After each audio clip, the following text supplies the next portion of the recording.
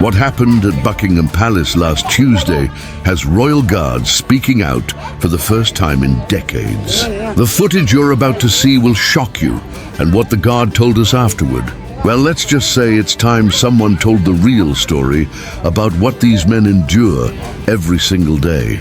But before we dive in, I want you to tell me in the comments, have you ever witnessed tourists behaving badly at historic sites? Your stories might surprise us all. Meet Sergeant James Mackenzie, 15-year veteran of the Queen's Guard. What tourists don't see behind that stoic red uniform and towering bearskin hat is a man who served 3 tours in Afghanistan, earned 2 medals for valor, and maintains a discipline that would humble most people. But James is reaching his breaking point. The tourists used to show respect, James tells us in an exclusive interview. They'd take photos from a distance, maybe ask their children to wave. Now, it's like we're theme park attractions. And what James revealed about certain groups of tourists will make your blood boil. Keep watching. Last Tuesday started like any other day. James took his position outside Buckingham Palace at 600 hours. By 0800, the first tour groups arrived. That's when he noticed them. A group of influencers, cameras rolling, already planning their viral moment. They weren't just tourists. They were content creators hunting for clicks. And James was their target. I could see it in their eyes, James recalls. They weren't here for the history or the tradition. They wanted to break me. What happened next was caught on 17 different phones, but what you haven't heard is James's side of the story. Now I need to ask you something. Do you think these guards should be allowed to respond when tourists cross the line? Let me know in the comments, because what happened next will test your patience. It started with the classic moves. Tourists trying to make the guards laugh, waving hands in their faces, taking selfies inches from their noses. James maintained his composure, as he's trained to do. But then came the deliberate provocations. One influencer began mimicking James's stance, posting mock serious content about playing dress-up. Soldier, another, started a live stream titled "Making the Robot Guard Break," with over 3,000 viewers watching in real time. They were treating centuries of British military tradition like it was a game, James explains, his voice tight with controlled anger. But the worst part? The crowd was encouraging them.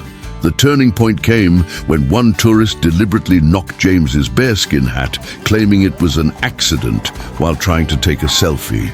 Security footage shows it was anything but accidental. But here's what really happened, and why certain tourist demographics are being quietly flagged by palace security. This might be uncomfortable to hear, but it needs to be said.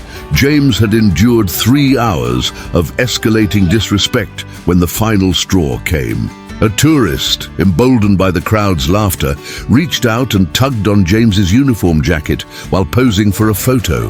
That's when James broke protocol. I turned my head exactly 1 inch and looked directly at him, James recounts. I didn't speak. I didn't move my body, but I looked at him with 15 years of military training behind my eyes. The tourist stepped back immediately. The crowd fell silent. For exactly 12 seconds, the only sound was the London traffic in the distance. Then chaos erupted, phones came out. Social media exploded. Godgate started trending within minutes. But here's what none of those viral videos captured: the conversation that happened immediately afterward. What the palace supervisor told James in that moment reveals a shocking truth about how bad this problem has really become, and why guards are quietly considering something that would change royal tradition forever.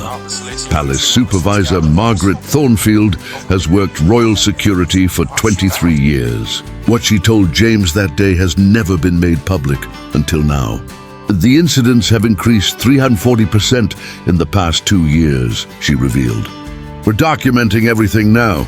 The deliberate provocations, the coordinated attempts to create viral content, the complete disregard for what these men represent. But here's the shocking part. Certain patterns have emerged in the data. Specific demographics, often traveling in organized groups, seem to target our guards more aggressively, Thornfield explains. They come prepared with scripts, planned provocations, and backup cameras. This isn't spontaneous tourism. It's orchestrated content creation at the expense of British heritage. James nods grimly. They know exactly what they're doing. The accidental bumps, the innocent questions designed to make us break character. The way they position their cameras to make any reaction look unprovoked. It's psychological warfare disguised as tourism.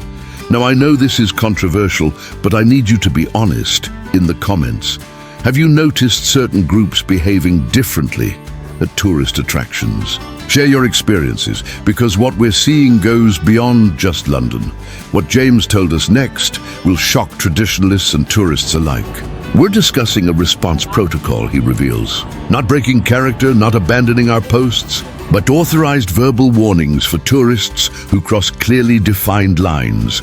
The proposal, currently under review by palace officials, would allow guards to issue specific phrases in response to physical contact or deliberate harassment. Step back, please. Do not touch the uniform. Maintain respectful distance. It's either that, or we might see guards requesting transfers away from tourist-facing positions. James warns. These are decorated soldiers, not street performers. Something has to change. James's story isn't unique. Guards across London, Edinburgh, and Windsor are reporting similar experiences. The question isn't whether change is coming, it's what kind of change it will be. Respect isn't dead, James concludes, but it's being tested every single day by people who should know better. So here's my question for you, and I really want to hear your thoughts.